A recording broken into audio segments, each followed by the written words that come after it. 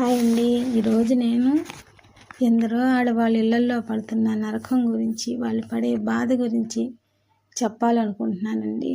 నా దగ్గరికి ఎంతోమంది వస్తుంటారు, కూర్చొని వాళ్ళ బాధ చెప్పుకుంటూ ఉంటారు, ఇలాగక్క అలాగక్క అని.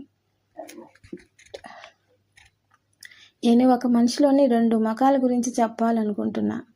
బయట ప్రపంచానికి మంచివాడు, ఉత్తముడు అనిపించుకోవడం కోసం తాపత్రయపడే కొందరు మగవాళ్ళ గురించి చెప్పాలనుకుంటున్నా.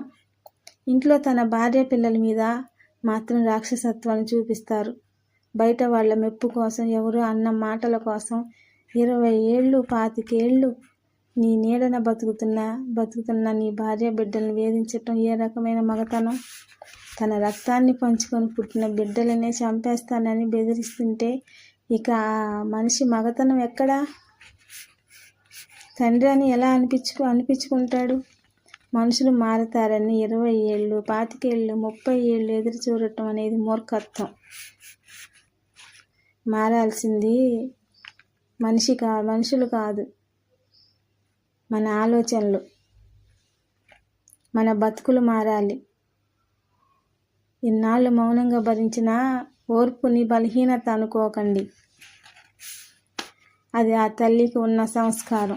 నిజమైన మగతనం అంటే బయట వాళ్ళ ముందు గొప్పలు చెప్పుకోవడం కాదు, కష్టాల్లో ఉన్నప్పుడు కన్న బిడ్డలకు, కట్టుకున్న భార్యకు కొండంత అండగా